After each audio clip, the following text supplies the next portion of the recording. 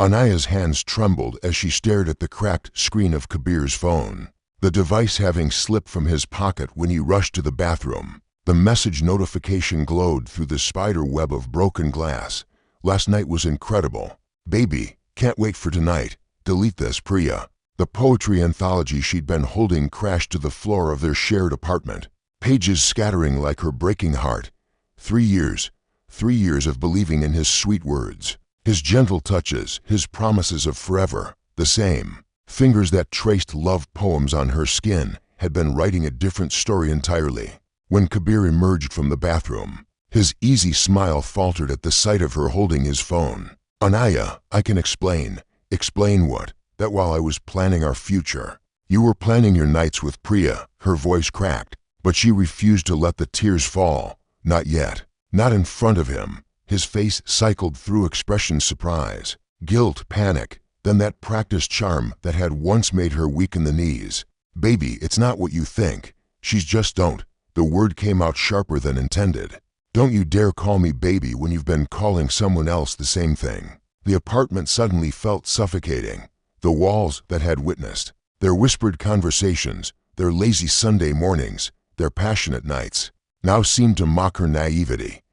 How many times had he lied while looking into her eyes? How many times had he kissed her after being with someone else? Anaya, please, let me explain. It was a mistake, a moment of weakness. You know how much pressure I've been under with the poetry competitions and pressure? She laughed, but it sounded hollow. So cheating is your stress relief now? Kabir stepped closer, his hand reaching for her face in that familiar gesture that once made her melt. She jerked away as if his touch would burn. The hurt that flashed in his eyes almost made her waver. Almost. We can fix this, he pleaded. I love you, Anaya, only you. This thing with Priya, it doesn't mean anything. If it doesn't mean anything, then neither did we. She placed his phone on the coffee table, the broken screen reflecting her fractured world. I need you to leave. This is my apartment too. Then I'll leave. She was already moving toward their bedroom, pulling out the suitcase they'd used for their romantic getaway to Goa just 2 months ago. The irony wasn't lost on her as she packed. Kabir hovered in the doorway, his usual eloquence failing him. The man who could make words dance and hearts flutter was suddenly speechless. Where will you go? Finals are in 2 weeks. She paused, a silk dress he'd bought her for their anniversary hanging in her hands. Without a word, she left it in the closet and continued packing her essentials. That's not your concern anymore. Anaya, no, Kabir. We're done. She zipped the suitcase closed with finality. Whatever we had, whatever I thought we had, it's over. As she walked past him toward the door, he caught her wrist gently. For a moment, she saw the boy she'd fallen in love with, vulnerable, scared, human. But the image of that text message burned brighter than any nostalgic feeling. I'm sorry, he whispered. So am I, she replied, pulling free. I'm sorry I wasn't enough. The door closed behind her with a soft click, but it echoed in her chest, like a gunshot. Standing in the hallway with her suitcase, Anaya finally let the tears fall, each drop carrying 3 years of love, trust, and dreams down the drain. The university library at midnight was a different world, hushed, dim, and populated only by the desperate and the dedicated. Anaya had become both. For a week, she'd been sleeping on her friend Mira's couch and spending her nights among the towering bookshelves, unable to focus on her finals, but unable to go back to a place that held so many memories. She'd chosen the most secluded corner of the literature section, surrounded by dusty volumes that rarely saw daylight. It was here, while crying over her constitutional law notes for the 3rd time that night, that she first encountered Dev Malhotra. You're bleeding on Wordsworth. The voice was quiet, but carried an authority that made her look up. A tall figure emerged from between the shelves, his dark eyes taking in her tear-stained face and the small cut on her finger, from where she'd gripped her pen too tightly. Dev Malhotra. She knew him by reputation, the mysterious final-year law student who topped every exam but spoke to no one. Rumors painted him as cold, arrogant, the son of a Supreme Court judge who thought himself above everyone else. He was beautiful in an intimidating way, with sharp features and an intensity that made people look away. I'm sorry, she mumbled, quickly wiping her eyes and reaching for the book she'd apparently bled on. "I didn't realize, leave it." He pulled out the chair across from her without invitation and sat down, sliding a pack of tissues across the table. First heartbreak or repeat offender? The question was so unexpected that Anaya almost smiled. Is it that obvious? The combination of law books, poetry, and tears at midnight usually indicates romantic catastrophe. His voice was matter-of-fact, but not unkind. "Plus, you've been crying in this exact spot for nights now. You've been watching me?" He'd crept up her neck. Watching is too strong a word. Noticing. "Yes, you're hard to miss when you sob. Loud enough to wake the dead." There was the hint of a smile in his eyes, though his mouth remained serious. Despite everything, Anaya found herself laughing, a watery, broken sound, but genuine. "Great, I'm the crazy crying girl of the library. I prefer the girl who bleeds on classic literature while having emotional breakdowns. It's more specific." This time her laugh was stronger. Dev reached into his bag and pulled out a thermos. Tea. The simple kindness of the gesture nearly undid her again. When was the last time someone had offered to take care of her without expecting something in return? "Why are you being nice to me? Everyone says you hate people." "I don't hate people. I just find most of them exhausting." He poured steaming tea into the thermos cap and slid it toward her. "But you seemed miserable to be exhausting tonight." The tea was perfect, strong, sweet, warming her from the inside out. "What are you doing here so late?" "Same as you, I imagine. Avoiding things that hurt." His eyes flickered to something beyond her shoulder, then back.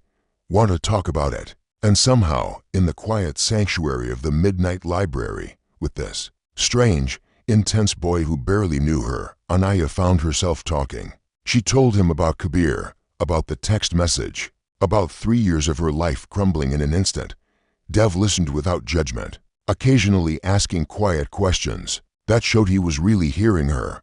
"The worst part," she whispered, "is that I keep wondering what I did wrong. Was I not interesting enough, not pretty enough?" Not a stop. The word was sharp enough to cut through her spiral. "His choices aren't a reflection of your worth. They're a reflection of his character."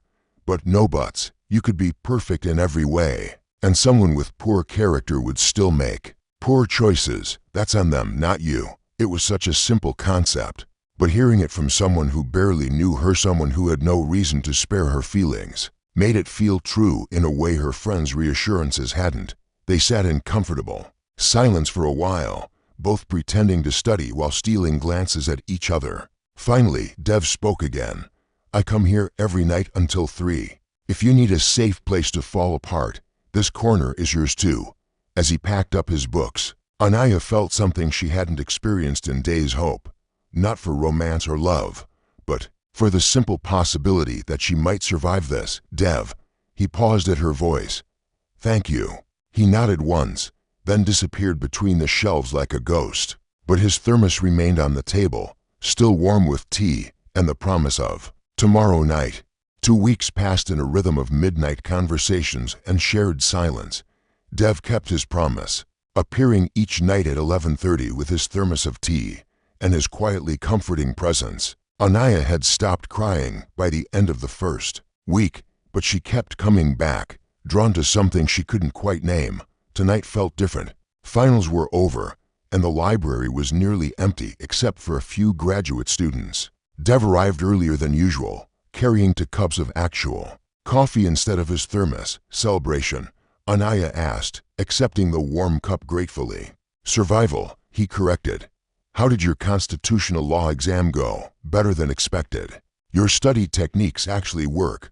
Over the past weeks, Dev had helped her organize her notes, taught her memory tricks, and somehow made her laugh when the stress threatened to overwhelm her. "I might actually pass."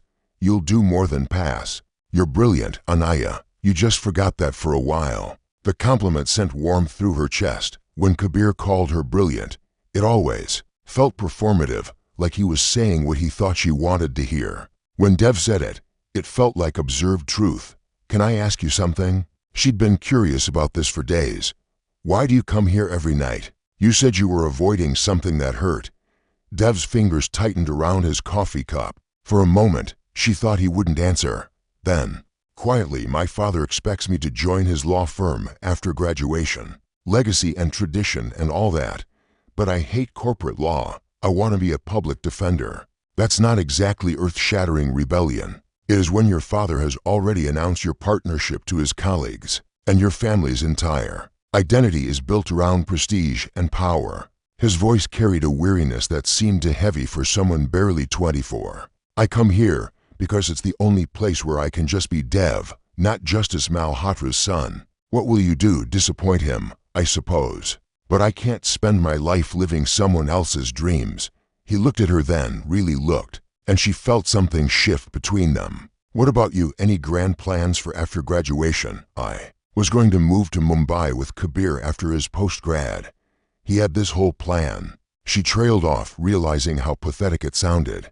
I guess I need to make my own plans now. What do you want, Anaya? Not what Kabir wanted, not what your family expects.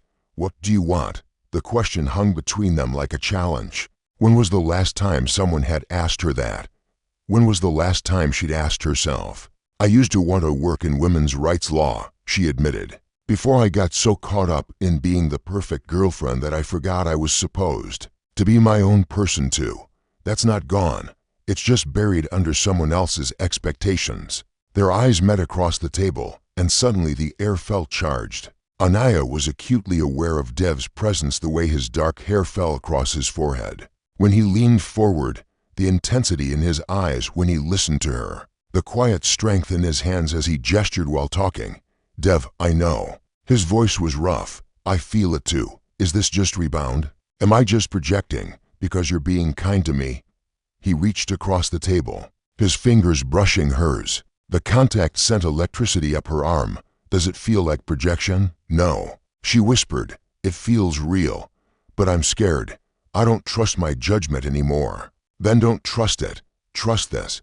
He moved around the table, his chair scraping softly against the floor. They were close now, close enough that she could see the flecks of gold in his dark eyes, could feel the warmth radiating from his skin. We shouldn't, she breathed, even as her body leaned toward his. Probably not, he agreed, but his hand came up to cup her face anyway. The kiss was nothing like Kabir's passionate, consuming embraces. This was gentle, questioning, full of promise rather than demand. When they broke apart, Anaya felt something inside her chest click into place like a door she hadn't realized was locked, suddenly opening. I'm not ready for anything serious, she whispered against his lips. I'm not going anywhere, he replied. We have time. As they sat together in the quiet library, Anaya realized that for the first time in weeks, she wasn't thinking about what she'd lost. She was thinking about what she might find. 3 months into the new semester, Anaya had almost convinced herself that she was completely over Kabir. She and Dev had been dating if they're careful. Tender courtship could be called that, and every day felt like discovering a new room. In a house she wanted to live in forever, Dev was nothing like Kabir. Where Kabir was all flash and grand gestures, Dev was steady presence and thoughtful actions. He brought her coffee during her morning classes, helped her study for her internship applications, and listened to her dreams about opening a legal aid clinic with the kind of attention that made her feel truly seen. Their physical relationship had developed slowly, carefully. Dev seemed to understand that she needed to heal, needed to learn to trust her own desires again. Their kisses were deliberate, their touches reverent. When they finally made love for the first time in his small apartment off campus, it felt like a conversation conducted in sighs and whispered names, a gentle claiming that left her feeling whole rather than consumed. But the past had a way of refusing to stay buried. Anaya was leaving the law library on a Friday afternoon when she saw him. Kabir stood near the entrance, looking exactly as he always had, charming smile, carefully tousled hair, that air of confidence that once made her heart race. Now it just made her stomach clench. Anaya. His voice was soft, carefully modulated. You look beautiful. What do you want? Kabir. To talk. To explain. He ran a hand through his hair, a gesture she once found endearing. I made a mistake, Anaya. The biggest mistake of my life. You made a choice. Multiple choices, actually. I ended things with Priya months ago. It was never serious, never real. You're the one I love. The one I've always loved, despite herself, despite everything. Anaya felt a familiar tug in her chest. This was the boy who had read her poetry, who had made her laugh until her sides hurt, who had been her first love and her first heartbreak. Where was that love when you were texting her? The words came out sharper than she intended. I was scared, he said, stepping closer, scared of how much I loved you, scared of commitment, scared of becoming my father who never loved my mother the way she deserved. I sabotaged us because I was terrified of failing you. It was a good explanation, the kind of psychological insight that might have worked on the girl she used to be. But 3 months of Dev's steady presence had taught her the difference between reasons and excuses. That's not love, Kabir. That's fear dressed up as romance. I've changed. Anaya, I've been in therapy, working on my issues. I know what I lost, and I know what I want now. Before she could respond, she felt a familiar presence behind her. Dev appeared at her side, not possessive or territorial, just present. His hand found the small of her back, a gentle reminder that she wasn't alone. Everything all right. His voice was calm, but Anaya could feel the tension in his body. Kabir's eyes flicked between them, taking in the casual intimacy of Dev's touch, the way Anaya leaned slightly into his presence. Something flickered across his face, surprise, hurt, and then a calculating look that made Anaya's skin crawl. So this is why you won't give us another chance, Kabir said, his voice gaining an edge. You moved on pretty quickly. That's enough, Dev said quietly, but there was steel beneath the calm. I'm not talking to you, Kabir snapped, then turned back to Anaya. Is this really what you want? Some uptight rich boy who probably sees you as a project? You think he actually cares about you? Or are you just another way for him to rebel against Daddy? The words hit their mark. Anaya felt Dev stiffen beside her, felt her own insecurities rising like bile in her throat. Was that what this was? Was she just Dev's way of disappointing his father? That's not, she started, but Kabir continued. I know you, Anaya. I know what you need. What makes you happy? Remember our first night together. Remember how you felt in my arms. That's real. This, he gestured dismissively at Dev. This is just you trying to hurt me. The memory he referenced was intimate, private, something she'd shared with him in trust and vulnerability. Using it now, in front of Dev, felt like a violation. Anaya felt naked, exposed, caught between her past and her present. You need to leave, Dev said, his voice deadly quiet. Or what? Kabir's mask slipped, revealing something ugly underneath. You'll call Daddy. Have me expelled? No, Dev replied, stepping forward. I'll trust Anaya to make her own choice, because unlike you, I actually respect her intelligence and autonomy. The contrast was stark. Kabir, trying to manipulate and control, using their shared history as a weapon. Dev, stepping back and trusting her to decide. The difference was everything. Kabir, Anaya said, her voice steady. I don't want to see you again. Don't contact me. Don't come looking for me. We're done. We've been done for months. Anaya, no, you had your chance to fight for us, and instead you chose to fight with someone else. Dev didn't steal me from you. You threw me away, and he helped me remember my worth. As they walked away, leaving Kabir standing alone by the library, Dev was quiet. Finally, Anaya couldn't stand it anymore. Are you okay? I should be asking you that. He stopped, turning to face her. Are you? Seeing him again, hearing those things, I'm okay. Better than okay. Because for the first time, I could see him, clearly without the filter of nostalgia or first love. And I realized I don't want what we had. I want what we have. The relief in Dev's eyes made her chest tight, even after what he said.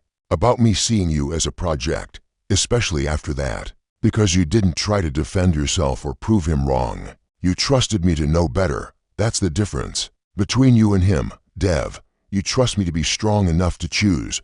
When he kissed her then, right there in the middle of campus, it felt like a promise that this was real, that she was choosing, and that she was finally ready to stop running from love. The farewell party was in full swing when Anaya realized she'd been holding her breath for 6 months. The law school's graduation celebration buzzed around her classmates sharing final toasts, professors offering congratulations, families taking endless photos, but all she could focus on was the acceptance letter in her purse. The women's rights organization in Delhi had offered her a position, a real job, with real cases, with the chance to make the difference she dreamed about. Before she'd lost herself in someone else's story, she'd done it, found her way back to her own dreams. "You're glowing," Dev said, appearing beside her with 2 glasses of champagne. He looked devastatingly handsome in his graduation gown, but more than that, he looked happy, genuinely, deeply happy. "I got the job," she whispered, unable to contain her excitement any longer. His face lit up like she'd just told him he'd won the lottery. "Anaya, that's incredible." He set down the glasses and lifted her off her feet, spinning her round right there in the middle of the party. When he set her down, his hands framed her face. "I'm so proud of you." "There's more," she said, breathless with possibility. "They have a partnership with a legal aid clinic in Delhi, and there's an opening for a public defender with experience in women's cases." The implication hung between them. Dev's eyes widened as he understood. "Are you asking me to move to Delhi with you?" "I'm asking you to build something with me. Something that's ours, not your father's or my past's or anyone else's.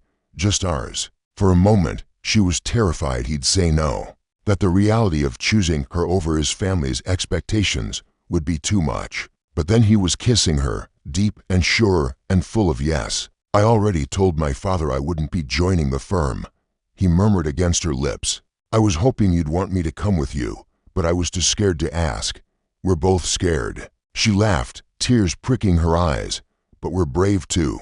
We're braver together." As the party continued around them, they found a quiet corner to plan their future, real plans this time, built on partnership and mutual respect. They talked about the cases they wanted to take, the life they wanted to build, the way they wanted to love each other honestly, openly, without fear. "Can I tell you something?" Anaya said as the evening wound down. "The night I caught Kabir cheating, I thought my life was ending. I thought I'd never trust anyone again, never love anyone again. And now I realize it wasn't ending, it was beginning. I had to break to become who I was supposed to be. I had to lose everything I thought I wanted to find what I actually needed." Dev's thumb traced her cheek. "What do you need?" "Someone who sees me. Someone who trusts me to be strong and supports me when I'm not. Someone who wants to build something beautiful with me." She smiled. "Someone exactly like you." "Lucky me," he whispered, and kissed her again.